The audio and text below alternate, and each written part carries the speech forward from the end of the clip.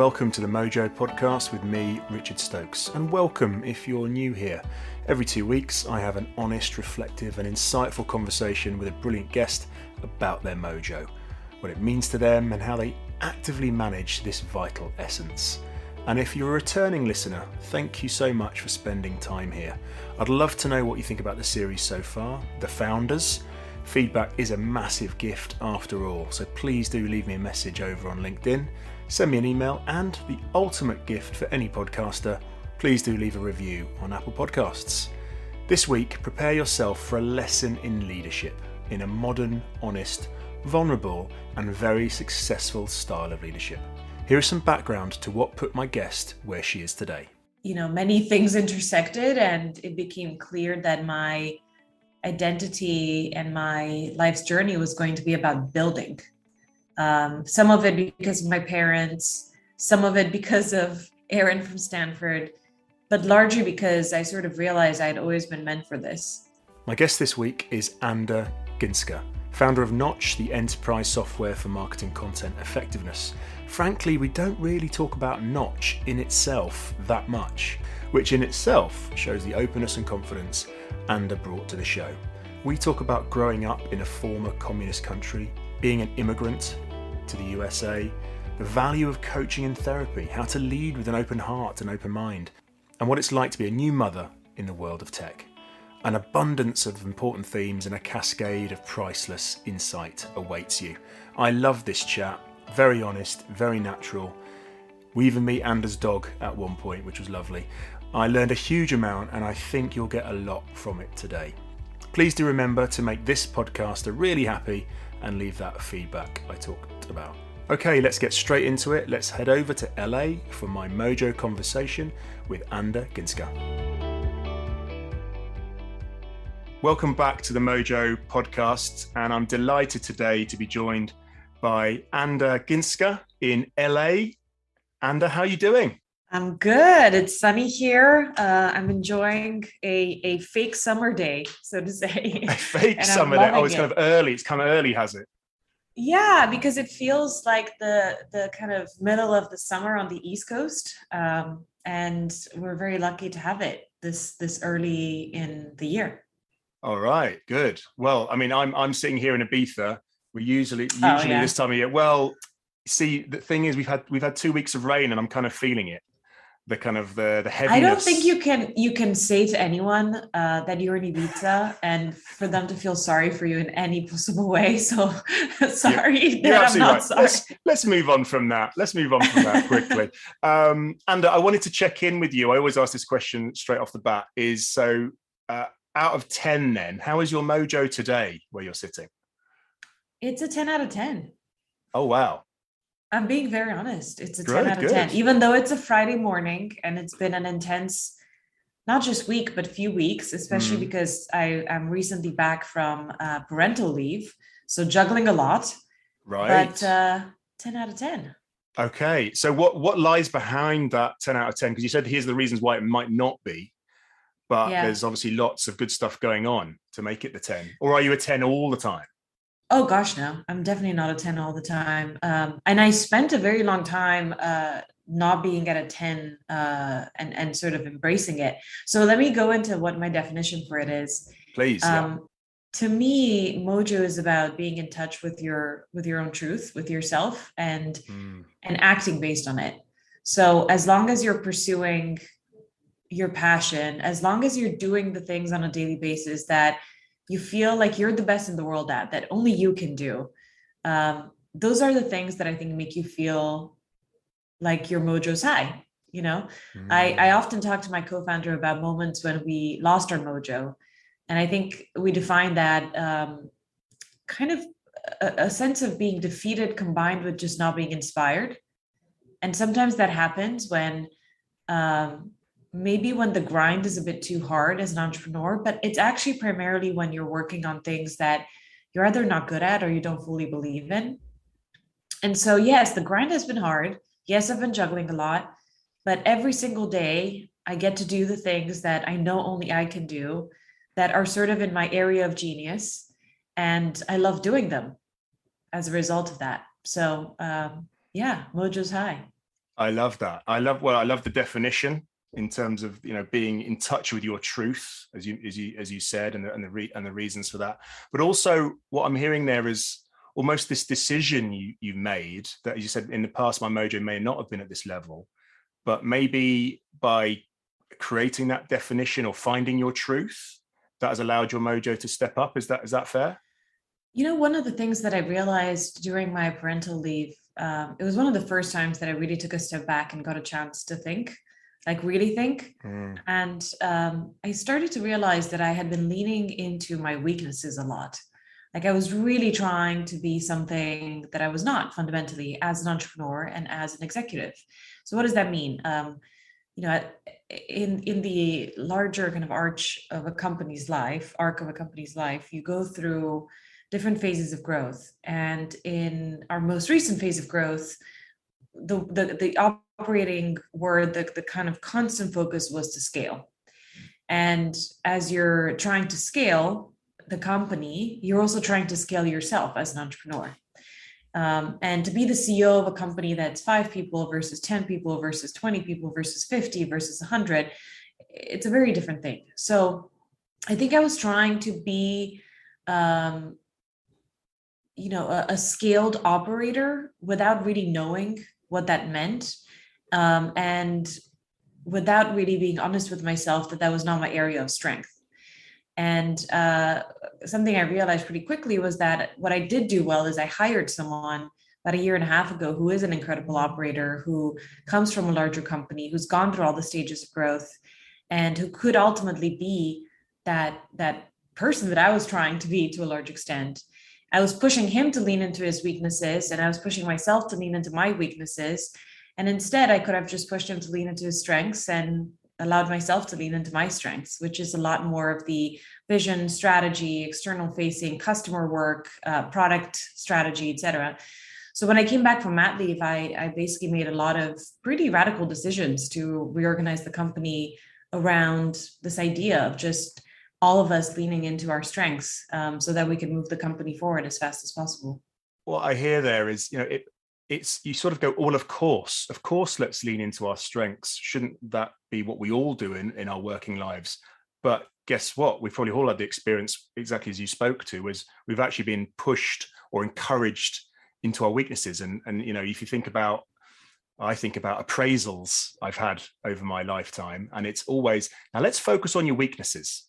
Yeah, exactly.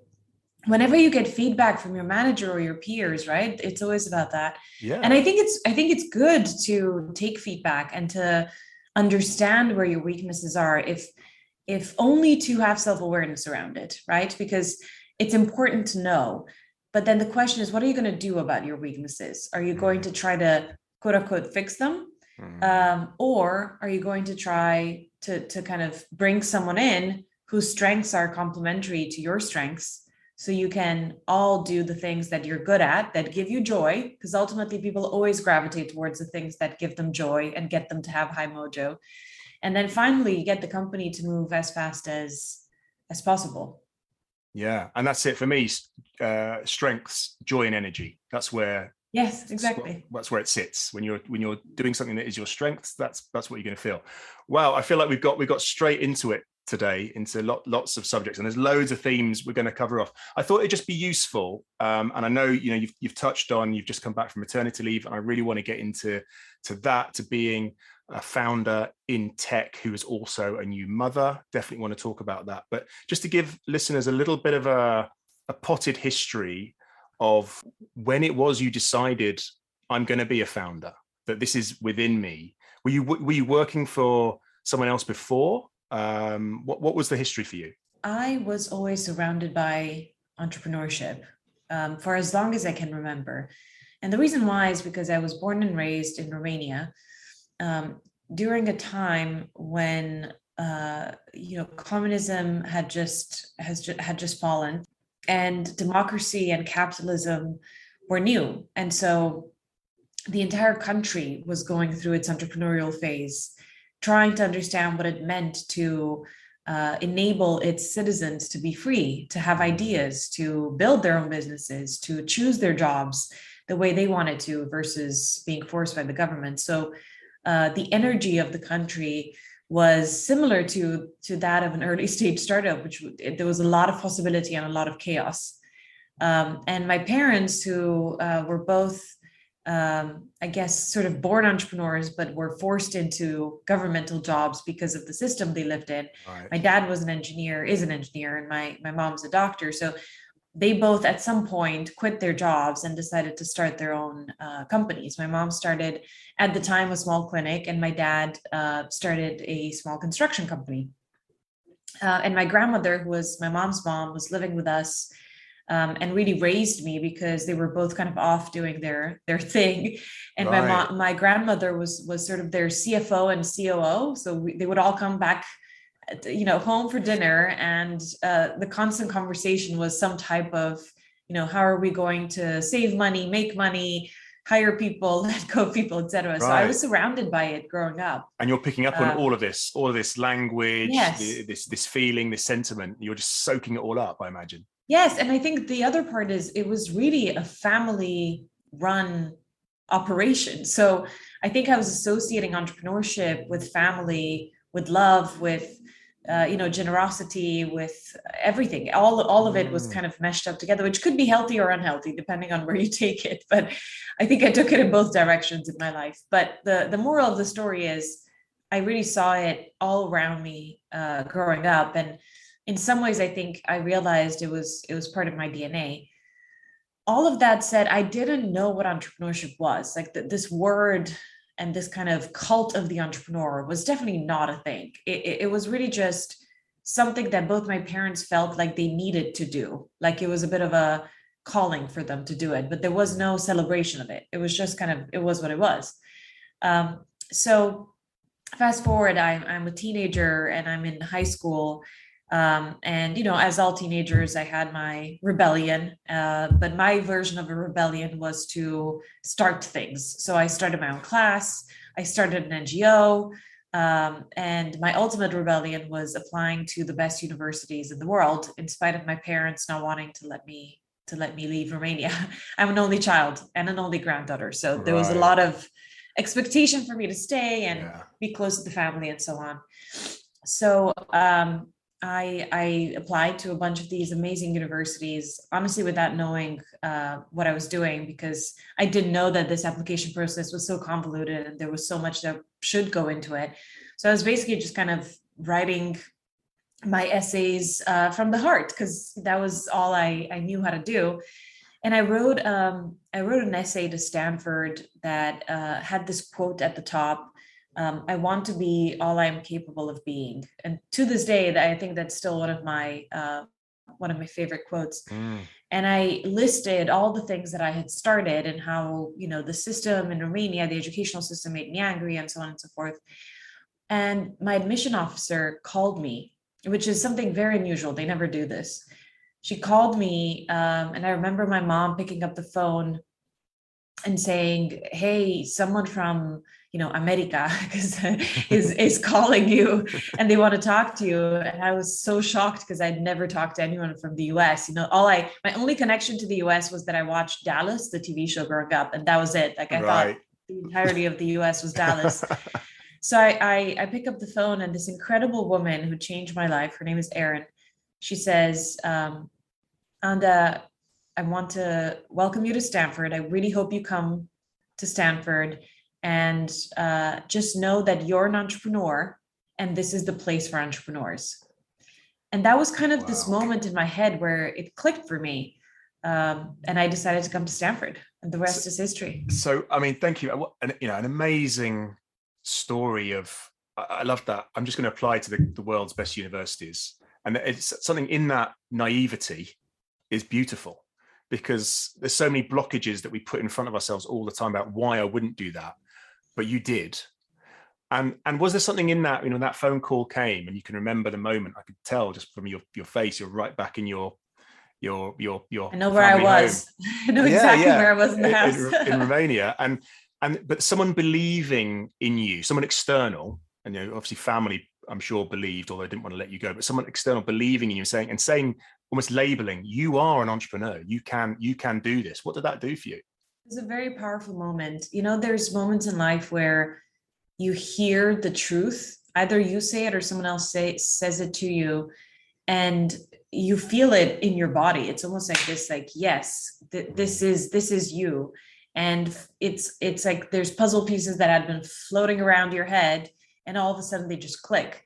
That's how it felt. It was one of those moments where many things intersected, and it became clear that my identity and my life's journey was going to be about building. Some of it because of my parents, some of it because of Aaron from Stanford, but largely because I sort of realized I'd always been meant for this. I will, though, want to take a quick second just to say, for every so this kind of like, I want to apply to the best universities in the world. Yes, this moment of naivete, I literally looked up like top 10 universities and I applied to all of them, and I didn't know the names of half of them. So yes, complete, like, I had no idea what I was doing. But that level of naivete is needed to be an entrepreneur. And for every success, at the end of naivete, there was like, 100 moments where it didn't succeed. So it sounds like a story of, I just threw something at the wall and it stuck. But trust me, I've had, on a daily basis, I have moments like that where it's like, oh my God, I can change the world in this one way. And then I immediately hit the wall.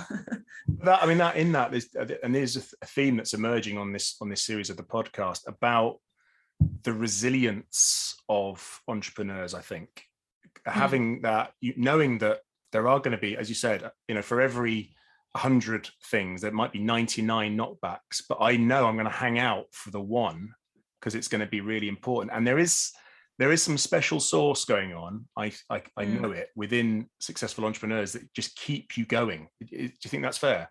Yeah, I think it's a special sauce, but it's a sauce that's made of good and bad things. And I think some of that special sauce really impacts our mental health. Right. So I think a big part of my journey has been to realize how I can maintain determination, motivation, and resilience by harnessing the good and not the bad. Is this something, it sounds like something you're very aware of and you keep yourself on track? Yes. How do you do that? Well, I think first, I've talked to so many entrepreneurs, and I have two friends who, unfortunately committed suicide, both entrepreneurs. But a lot of entrepreneurs struggle with some aspect of mental health. And it's not because of the darkness of failure, because weirdly enough, it's not failure that I think by and large gets us to have kind of a negative experience. It's more the pressure that we put on ourselves. It's a combination between perfectionism, but just pressure that we always must perform, that we always must have a smile on our face, that we always have to have a mojo that's 10 out of 10. And that we have to carry the stress of the entire organization. The hardest problems have to be solved by us, and only us can solve them. And there's just so much content out there that reinforces the same thing over and over again. So I think it's about being aware that that's, first of all, that's a false paradigm. For whatever reason, I don't know how it got out that way, but it's false that only entrepreneurs can deal with the hardest problems. When you hire an executive team and you trust that executive team, they join an early stage company because they want to solve hard problems. So it's important to share the hard problems with the people around you. It's also important to create a network of people who can help you navigate your own mind through those hard problems. So coaches, therapists, your co-founders, your board, your advisors, not just your friends and your life partner, but really people who are invested in your own, ability to be a leader. There's just so much focus and so much content on, the resilience of entrepreneurs and how Jeff Bezos pushed everyone on his team to launch Amazon Prime in 24 hours or whatever. It's just this like celebration of impatience and grit and aggressive leadership, and not enough about how people maintain a balance and how they maintain a healthy life, because this is not a race, it's a marathon. Yeah, and I hear you, and I think, when we spoke before, we kind of talked about, I suppose, popular imagery of entrepreneurs in media. You mentioned Jeff Yep. Bezos there. I'm thinking of, things like the Zuckerberg story and the Social Network. Yep. You're getting a lot of that aspect, I suppose, of what quote unquote successful entrepreneurialism looks like. And as you say, that's Yep. that's not for the vast majority of people, it's not sustainable. Yeah, I think there's a persona that was created around what it means to be a successful entrepreneur in the early years of Web 2.0, maybe early to mid years. And I mentioned to you, even now, there's these 3 TV shows, one about the Uber founder, one about the WeWork founder, and one about the Theranos founder. And they're not all in technology, although I guess they all got valuations as if they're technology companies. They all really celebrate this kind of older persona. So, Elizabeth Holmes was obsessed with Steve Jobs, who by and large, was not a great leader. He was a great visionary, but no one celebrated him as a leader of people. And she tried to follow his example. We kind of all know what happened there. The Uber founder was obsessed with Zuckerberg, obsessed with Bezos. And I think the WeWork founder was as well. And the overall kind of lesson that all of them gravitated towards was in order to build something big, you have to, leave a lot of bodies behind. And you cannot care about company culture. You can't care about the women in your company. You can't care about doing illegal things. You can't care about tracking people illegally through your app. And I just don't believe that has to happen. And I think we can now actually see that some of these companies and some of these founders who ultimately got booted could have taken a different path. So I am hoping that I am a part of a new wave of leaders, and that we can make noise about what it means to be a leader in this new world, a leader who's actually mindful of their people and takes into account what they think, a leader who's mindful of mental health, and ultimately a leader who is vulnerable and is not afraid to lead out loud in sharing some of their strengths, some of their weaknesses, and really what it takes to navigate it all. A lovely thematic area there around, modern leadership might be vulnerable leadership.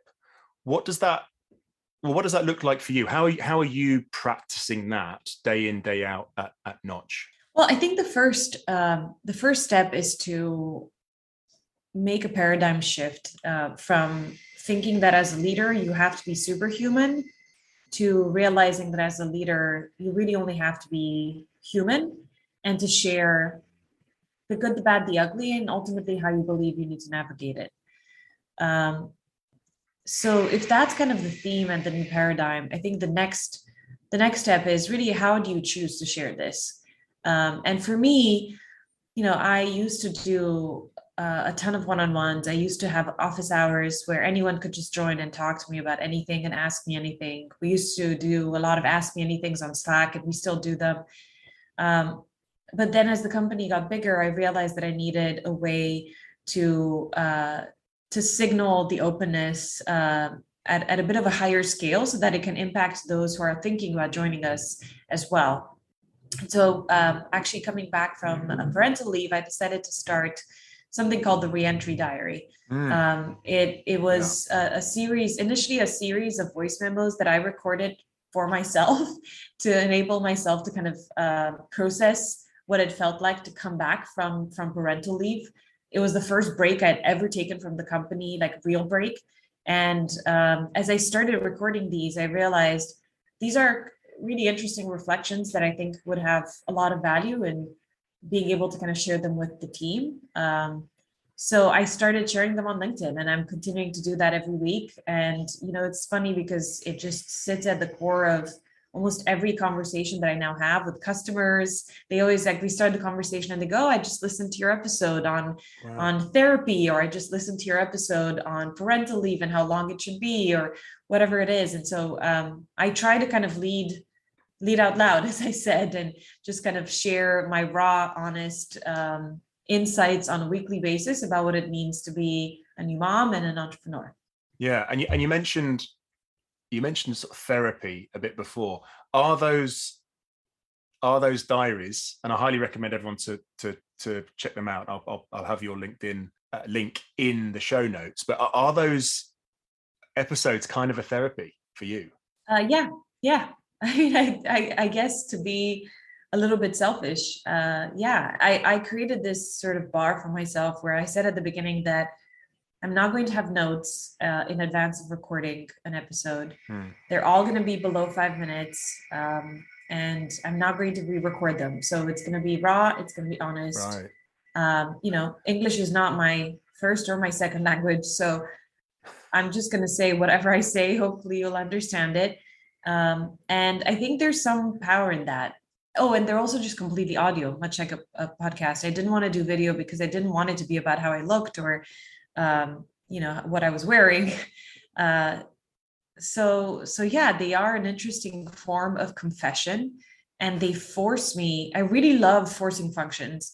And this one is a great one because they force me to really think about what happened in the last week and to summarize the most meaningful insights at the intersection of motherhood and entrepreneurship in less than 5 minutes, and be raw and honest. And all of that is really cool. It helps a lot. Right. So you've created, I love this forcing function. You've created the context for it. It's going to be audio, less than 5 minutes, unedited, almost a stream of consciousness that exactly comes to you. And there it is, it's out there. And I think, as you're saying, in terms of what vulnerability or vulnerable leadership is, that transparency, that openness of, this is what I'm thinking. And yes, I want to put this out there because your experience has immense value, and creating great encouragement for other people. So just on that, coming back to, we talked about, coming back from maternity leave. So being a new mum, and congratulations, by the way. Thank you. A new mum in tech, and we've talked about that, some of the challenges of tech startups and some of the cultural norms, old norms, hopefully. How is that going? being a new mum in tech? It was actually harder to be pregnant in tech than it. Not to say it's not a lot to juggle, but it was harder to think about travel. And actually, in one of my re-entry episodes, I talk about this moment when I was pretty massively pregnant. I think I was about 8 months pregnant, and I got invited to a CEO conference for enterprise software CEOs. And I was one of 4 women on the list, and there were 100 CEOs. These were like the most powerful CEOs in enterprise software. And I sort of asked myself, do I go? I'm really, really pregnant. And, is this the first impression that I want the CEO of SAP or Salesforce to have of me? Will they be able to see past my pregnancy? Because there's this moment in a woman's pregnancy where you're walking down the street and everyone just smiles at you. It's so cute and funny, but you realize they see you, but really they see that you're pregnant. So I was trying to figure out how can I present myself as a CEO in front of these powerful men, and to command the level of respect and conversation that I wanted to have with them. It's hard to navigate it, to be honest. Like I think the only way to change the paradigm is to continue to show up and to continue to get these powerful men used to the fact that, there's powerful women in enterprise software who can also be pregnant and continue to be powerful. But I think ultimately the only other way to change it is to encourage more women to become CEOs and become founders, and to also go into industries that aren't as friendly to women, including enterprise software. For some reason, it's such a boys' club compared to, almost every other area of technology. This one in particular is. And why do you think that is? Is it because of the cultures, the barriers that have been created? What's going on? It's a very good question. If I were to venture an answer, I think if you look at the early years of enterprise software, it was Larry Ellison. There were folks before him, but as far as I remember, it was Larry Ellison, and then Mark Benioff, and Larry Ellison's Oracle. He started at Oracle, and then Mark Benioff worked at Oracle, and then he went on and started Salesforce. I don't really know what the founding story of Adobe is, but it's all men. I mean, it was just completely across the board. And enterprise software or B2B, it's all about like deals. You're always doing deals with customers, you're doing deals with partners. And I think when it's a boys club and they're all doing deals with each other and playing golf, it just becomes a little bit more of a bubble and kind of a little island. Right. So it becomes even harder to break in if you don't speak the same language, or if you don't have the same passions, you're not into the same sports. This is something that really came up for me as a bit of a difficult, both, I don't know if I would call it, because of my gender, but also I think primarily because of my culture. When I was fundraising, it was really difficult to understand a lot of the sports talk that a lot of these VCs would get into, or even the way they articulated, there's all these idioms or sayings in America about golf or hunting or some other type of sport that they're all interested in that I had absolutely no idea throwing about. Throwing a Hail Mary pass or something and expecting you to understand something what that with is. Yards, like going the whole 9 yards. Like, I don't even know what's 9 yards. How many yards are there? I don't even know. I think it's a whole nother language that there you go. You just expected to understand that. So it's so things like the re-entry diaries, the way that you're leading your organization, in the hope, I guess, that it's going to encourage more women to come into tech, but specifically enterprise software. I hope so. Yeah, I hope so. I think a combination of showing that not only that it's possible to be a young mom and to run a company in enterprise software, but also that it's not perfect and it looks messy and it feels off most times. But as long as you're sort of in touch with yourself and your truth, you can still have a high mojo. I think all of that is important. And to be honest, the only other thing that I'll say that I think is a bit of a blocker to people starting companies in general or becoming leaders is it feels like in the last 2 to 3 years, there's been a lot of fear around saying the right thing or saying the wrong thing. And part of why I'm doing this in this kind of raw and honest format is because I'm embracing the fact that, that's my doggy. Sorry about that. Embracing the real. Yeah, exactly. I'm embracing the fact that I might not always say the right thing. And I want to give myself and hopefully therefore give others the permission to be okay with that and to allow ourselves the grace to say the wrong thing and say we're sorry and learn and move on. I think that's also a big part of leadership. Embracing that and modeling that. Yeah, I think you're so right. I think there's a lot of fear in being judged, and as a white man, I know I've had that, and it can stop you joining, saying, encouraging, because you're just there's just too much risk here. So anything that we can do to, as you say, accept the risk, learn, move forward, embrace. Surely a good thing.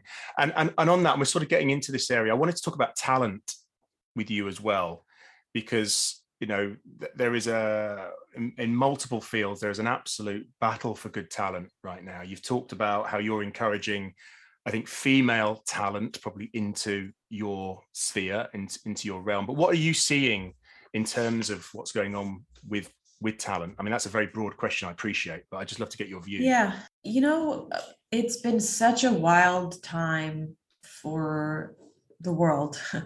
Talent wars have been real in technology for quite a while, maybe since the beginning, because it's hard to get good people. But I think even more so, it's hard and more important than ever to focus on getting diverse, talented, and not taking no for an answer when it comes to creating that pipeline and doing everything we can as employers to ensure that we're pulling the best and the most diverse candidates into the fold. That being said, I think the other current that's been really interesting to watch is the level of movement that's been happening since COVID across companies. And I think it's because a lot of us companies have gone remote, including Knotch. And the reality of this new world is culture is really hard to build. And moving from one company to the next literally just means changing your laptop. Your desk looks the same, your Zoom is the same. Nothing changes except for the faces you see on a daily basis on Zoom.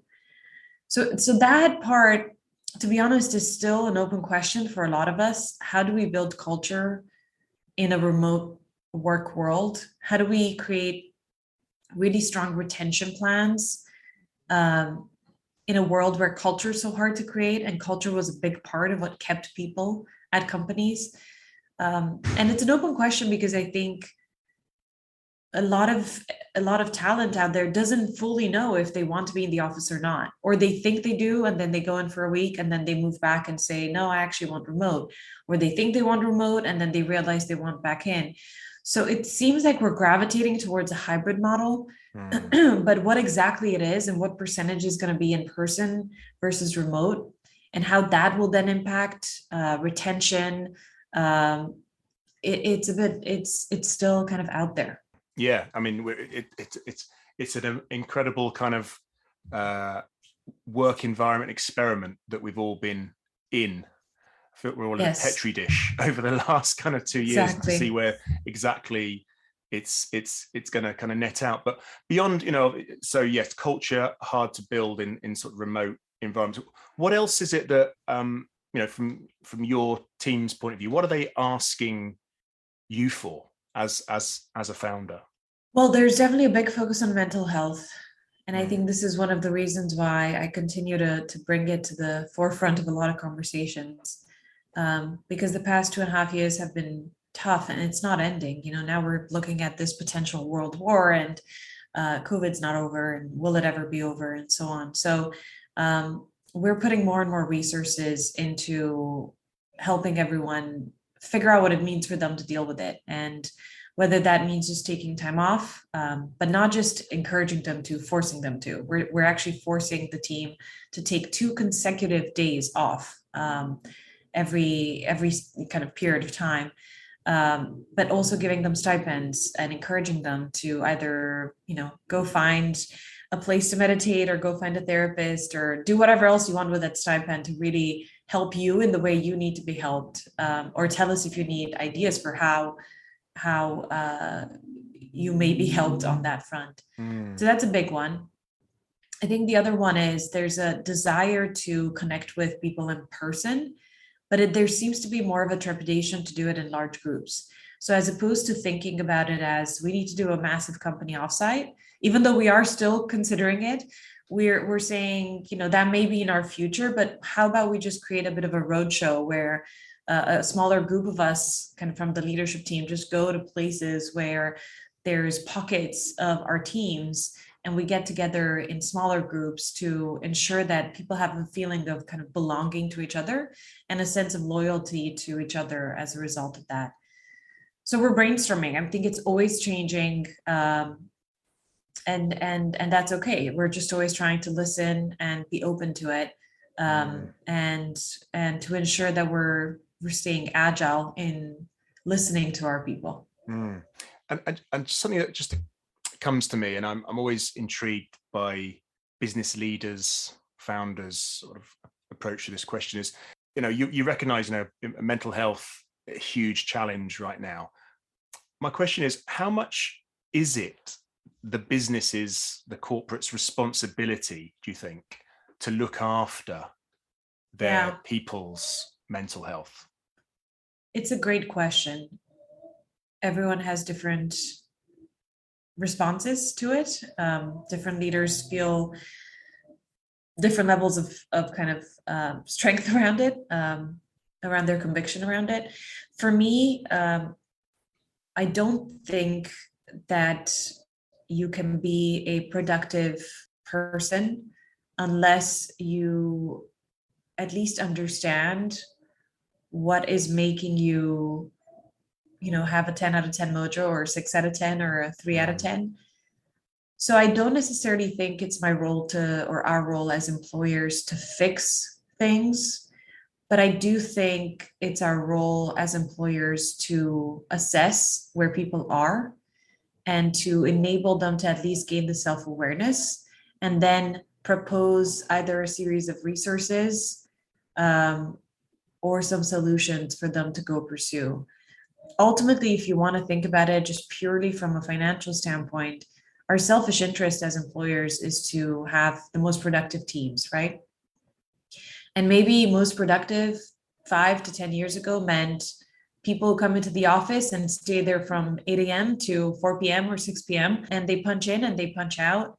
And then maybe later it meant that people adopted the Google OKR system where everyone's work was being tracked and it was a percentage of a percentage. And I think now what productive means is how can you ensure that you have set your mind to be in the right mind space to do your work?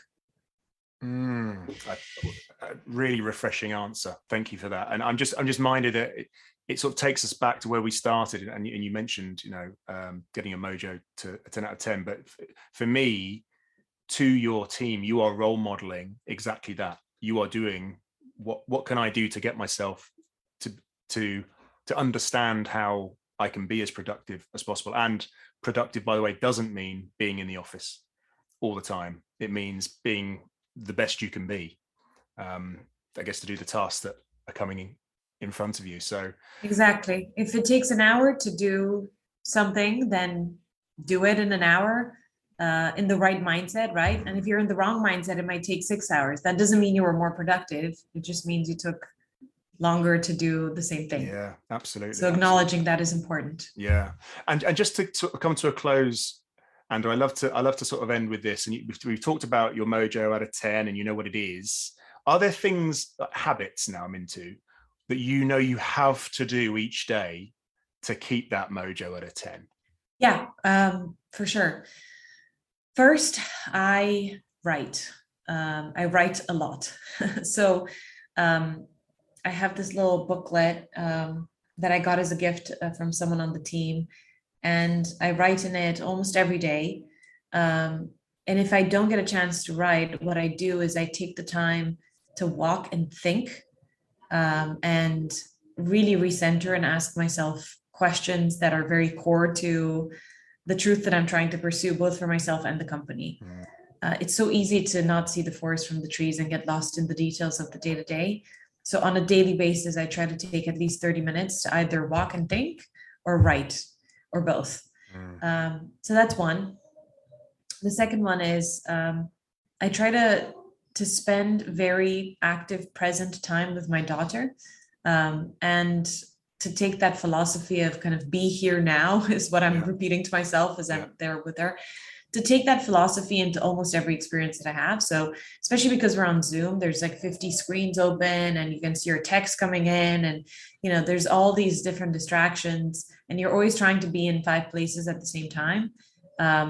And it felt like that was productive in the early stages of COVID. But right now, my new philosophy is to kind of be here now. So I'm here with you and then I'm going to go into another meeting and I'm going to be fully present. And when I'm with my daughter, I'm going to be fully present.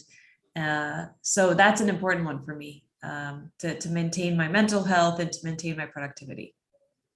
Beautiful. Thank you so much. And for really, if I'm going to go again back to your definition, but you've really shown us how to be in touch with your truth, I think, and to really work on that mojo. And I've really enjoyed our conversation. Thank you so much. I appreciate that. Thank you. I'm always in search myself. So hopefully this helped a couple of the folks listening. Thank you for the chance to chat. Thank you so much. Yes, what about that? I lost count of the knowledge bombs in there. Thank you, Anda, for the profound and deeply enjoyable conversation. So many takeouts here. I have to start, though, with her definition of mojo, this beautiful idea of being in touch with your own truth, which leads to her focus on leaning into her strengths and her learning and reflections here as a leader, noting where she hasn't done this and hasn't encouraged others to do that, and the consequence of it indeed. And this really builds the idea of creating sustainable leadership that is vulnerable, that works for the employees and the business owners in the long term. Honest, vulnerable, kind, and also very clear indeed, for example, on what productivity should mean for a business right now.